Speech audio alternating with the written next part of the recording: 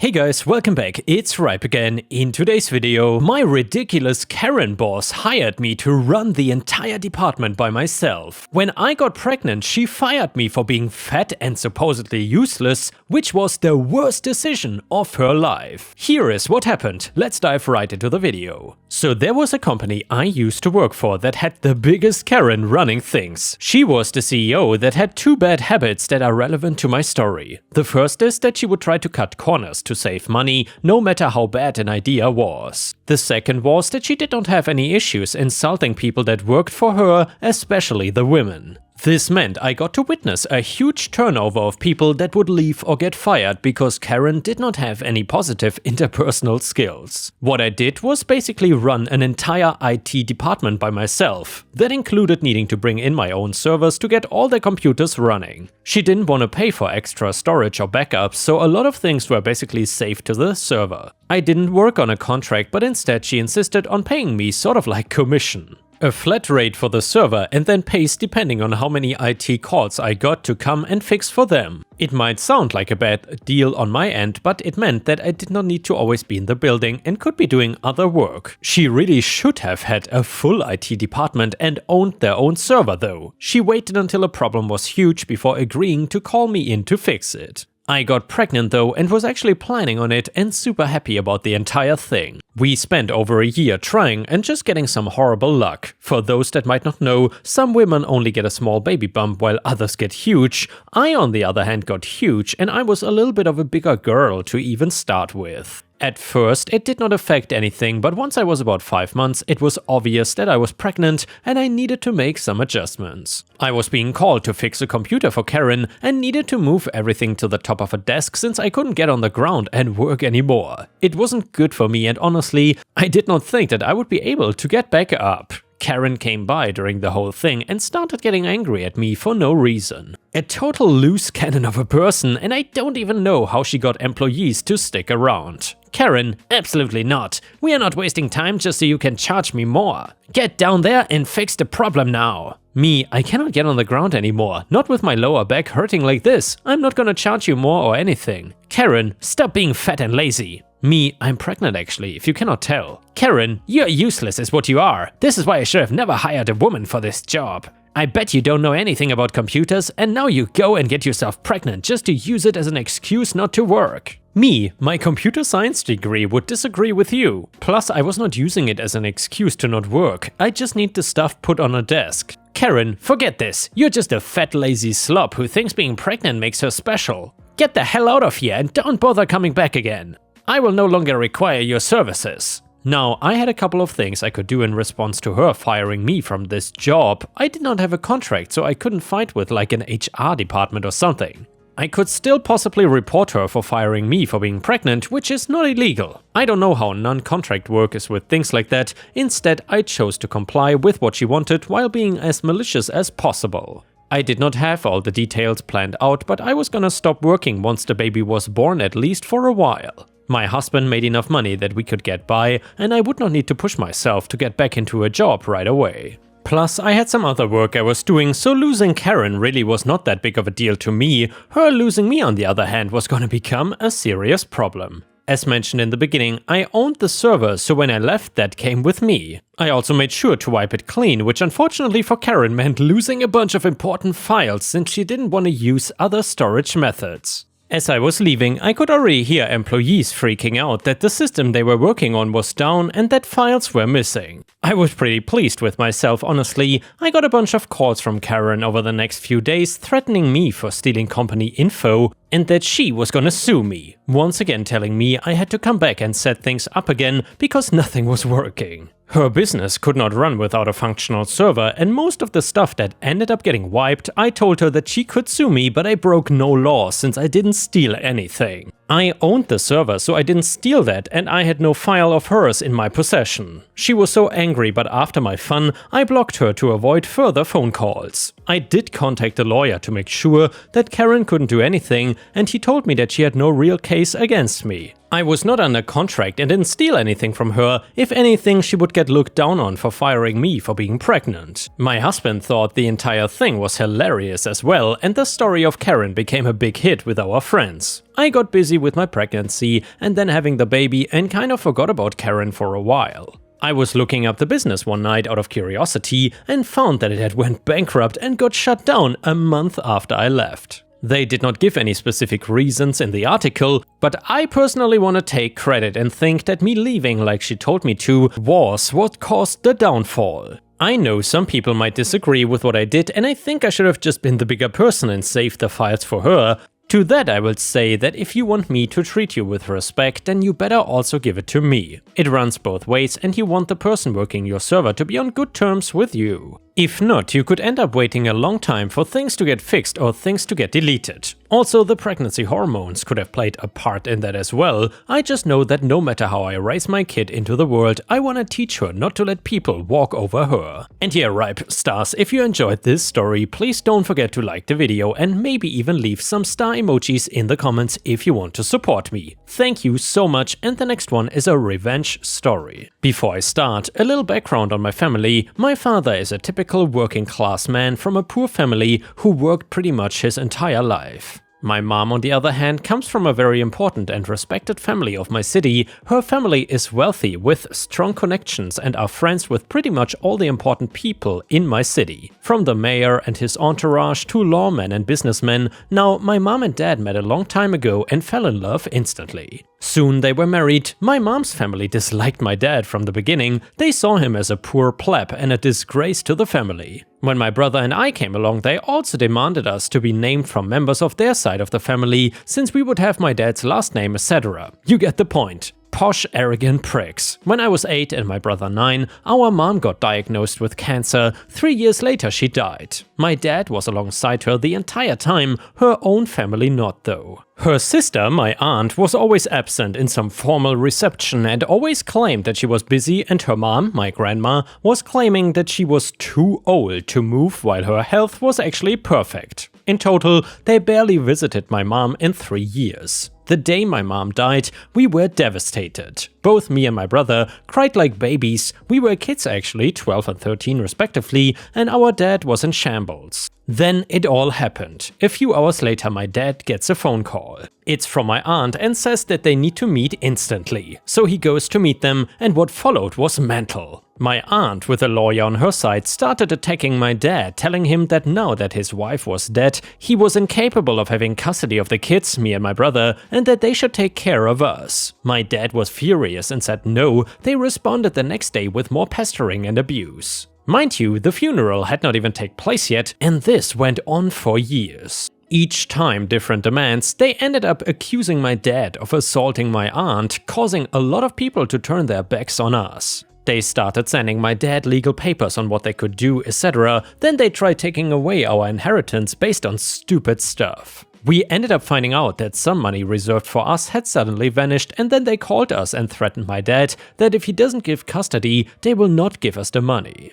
Thanks to a stupid law in my country, they could do that. My dad felt like crap. Many times we caught him crying on top of piles of papers or hitting his head on the table in despair. In the night we could hear him crying from our room and could do nothing about it. They made his life a torture. The only thing that kept him sane was my brother and I, and he was great as a dad. He provided for us, and despite his mental state being awful, he was an amazing dad. Fast forward 10 years later. The abuse stopped. My father found a girlfriend who is amazing and are happy together. Both my brother and I got accepted into university and are doing pretty well. My mom's family have stopped talking to us, and every time they try to make contact, we promptly ignore them. Until this summer. You see, this summer my cousin got married. They invited us to the wedding. When I say us, I mean my brother and I, so we accepted and started crafting the plan. Because in my country weddings are a huge deal, a lot of people would be there. And also because of the social status of my mom's family, the most important people would be there. So we decided to use that to our advantage. You see, a lot of people had no clue about the whole story, only the parts they told them. It was exposure time. The big day arrives and I'm full on ready.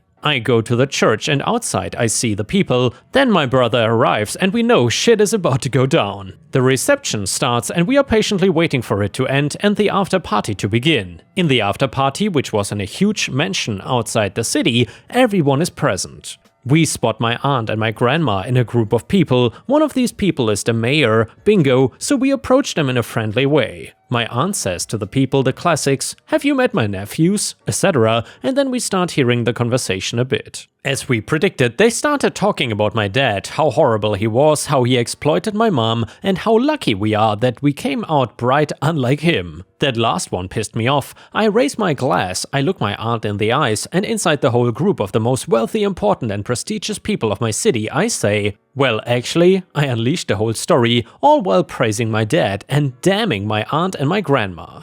If I left anything out, my brother would fill in. After I finished, complete silence fell. My aunt was red from anger, my grandmother was on the verge of bursting into tears, everyone else was shocked. They started looking at them too in dismay and anger. My little cousin, not the one getting married, who was oblivious to the whole situation, wanted to just leave and was constantly asking my aunt, "Mom, is that true?" The story was presented with such attention to detail that they could not even deny anything. Then we say the bombshell. At least we came out fine. Our studies are going excellent, all thanks to our dad. That last one was to rub salt at the wound of them, and then we left them in shock. From other people, we later learned that everyone turned their backs to them, and they became the shame of the city and ended up isolated in their big fancy houses. The mayor cut all contacts with them, so did all the businessmen and everyone in fact. The big bomb was when a business they owned shut down because no one would fund them. I only feel sorry for the employees of them who were left without a job. Another big hit came when the municipal council, clearly by the mayor's orders, removed the commemorative plaques in some buildings they had donated money in. That killed them inside. They tried to reconciliate afterwards, but we ignored them. However, the most beautiful thing was when my dad learned of what we did. He was the happiest man alive, seeing the rich, arrogant a-holes who tormented him go down like that. Don't mess with us, even if you are family. Edit number 1. Because I saw a lot of people wondering about the law itself was not so straightforward. There's not a law that directly allows people to just take away inheritance money. In my case, they could do it because of a legal paper my mom had not signed before her death. You can actually say that it was a bit of my mom's fault. In the end, through legal ways, we managed to get that money. And the next one is an Am I the A-hole story. So my daughter, 17 female, called Clem, goes to a school that has recently changed its policy on phones. Instead of getting it back at the end of the day, the school keeps it for 4 days, not including weekends or holidays, and then a guardian has to come collect it after school. We were not made aware of this new policy. We live a good hour and a half away from school. Well then, on Thursday, my daughter came home late and said she had to walk home because the school had taken her phone, bus tickets are on their phones, and buses are not taking money to avoid contact. I asked her what happened and she said she was checking her texts in the toilets when a female teacher came in and confiscated it because she was in a no-phone area. That same night I contacted her school and set up a meeting with the head. He told me the school realized taking phones for the day was not a big enough deterrent, so now they take them for 4 days. I was floored. My daughter had to walk home in the dark and cold because the school held her phone overnight. I told them what my daughter had told me and they confirmed that that's what happened. I told them that I have no issue with them taking the phone for 4 days at school, but they need to give her phone back to her after school so she can get home safely. After a bit of debating, they finally agreed. When I told my husband, he rolled his eyes at me and called me a Karen. He told me that Clem should walk home as punishment despite the high crime rate in our area. Am I the a-hole? And yeah, Ripe Stars, let me know what you think about this in the comments. Do you think OP is really being a Karen here, or is she just being a good mom and is highly critical of these stupid rules at school? Let me know what you think down in the comments. Either way, comment number 1, not the a-hole, screw that. Listen to any true crime podcast for more than 3 minutes, and you will realize that almost every little kid being abducted and murdered comes from some little crap like this where they cannot take their normal route. The school is putting children at very high risk with this dumbass policy, and yes, it's a completely stupid policy. I can understand taking the phone away from them in class. But if they're in the bathroom or on a break, they should be able to use the phone within reason. Comment number 2, not the a-hole, and your husband is a damn fool. Also, I'd be pretty angry if a school thought it had the right to confiscate the expensive property I bought for my children even when she's outside of school and made me go out of my way to get it. That is just inconsiderate. Comment number 3, not the a-hole. As a parent, the phone is my property. The school will not be keeping my property overnight without my permission. Period. I would fight that regardless of the safety concerns. The safety concerns just make it a much worse, urgent issue. I get that phones are distractions. Taking it away for the school day is perfectly fine and reasonable. Keeping it overnight is not. Update to the story. Clem did tell the school about her ticket on her phone and went to the main office for the £1.20 bus fare as a last resort, but the school would not give it to her and buses are not taking cash as of recent.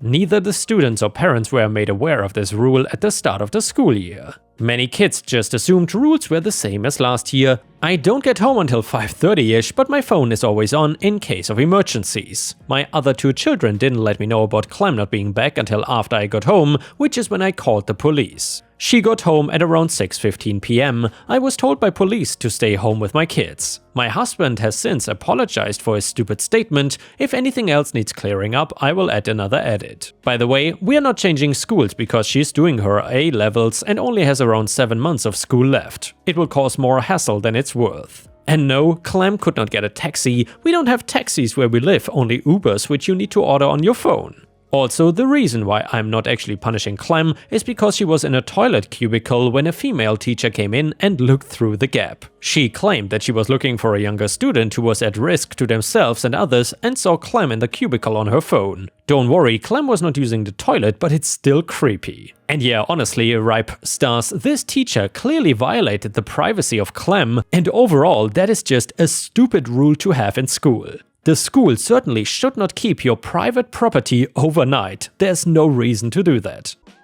And the next one is titled, Simple but Satisfying. Lady leaves a shopping cart in the middle of the parking lot with an item still in it. As the title says, I was getting back into my car when the woman parked diagonal to me, pushed her cart into the middle of our 4 cars and got back into her car to leave, despite being merely 30 feet from the corral. She left a $6 block of butter in her cart, which she would have noticed if she wasn't an a-hole who leaves carts in the parking lot. I am currently using my free butter to make fancy grilled cheese sandwiches, which some people might prefer to call melts. And yes, I brought the cart over to the corral. And guys, I gotta say, I'm a bit surprised here how you can buy $6 worth of butter, because that seems like a lot to me. If you buy really fancy butter in Germany, you would have to pay around $1.40 maybe for 250 grams of butter. So I suppose this woman was buying like a kilogram of butter or something? Is that common in the United States? Let me know in the comments. And the next one is titled, Am I the jerk for telling the other consultants in my area about a problem client, which led to them all pricing work for that client much higher? I do independent consulting work in technology, and there was a client I had who was late on payments, a nightmare to work with, had a terrible temper and treatment of me. I guess he thought he could boss me around because I am a young, soft-spoken woman. I don't know, every time he spoke to me he screamed, condescended, etc. I am friends with the other few people in my area who do this kind of consulting work, and I told them about this client. It turns out that next time he was looking for work done, he went to several of them for quotes. And there is a thing in my field where each contract is drawn up independently, partly based on the scope of work, but also partly based on the expected difficulty of a client. Because a lot of the hardest parts of the job are dealing with a difficult client, so people who are easy to work with definitely get better prices. For the work we wanted, an average price would be about $2,500 to $3,000, a good price would be under $2,000. But I found out that each of the other consultants quoted him at $5,500 to $8,000, also with a much higher percentage upfront pay or fully upfront pay after they heard about how he tried to stiff me on pay. It's not really work he can go to an out-of-towner for, it requires on-site visits and hands-on work, so he picked the $5,500 contract. I was telling some friends who are not in the industry and they thought I was an a-hole for doing it, that it was like we were fixing prices. I said that I wasn't doing that, each person decided on their own that they would want to be paid extra for the difficulty of the client. Am I the a-hole for telling my friends in my industry about a problem client? They all quoted him about double prices after hearing about my issues with him. And a user in the comments said, not the a-hole, I'm a contractor as well and have outright warned others about PITA clients. Another user said, especially ones who try to not pay, when you have to try to collect, that's a lot of energy and time as well as the time value of that receivable. And the stress of having to pester someone for payment, sleepless nights on my part, means higher prices for you in the future. And other people in the comments said, not the a-hole, people who treat others like crap and don't pay for services rendered are making their own trash heap to lie in. I'm glad you told everyone else so they had some warning. And another person said, not the a-hole, this is what professional networks are for, you did your fellow consultants a good deed, I work for a consulting firm and it gets around which clients are difficult, trust me, you are positive in the karma column. And guys, I would love to know, how do you judge this situation? Do you think that OP is the a-hole here? Let us know in the comments.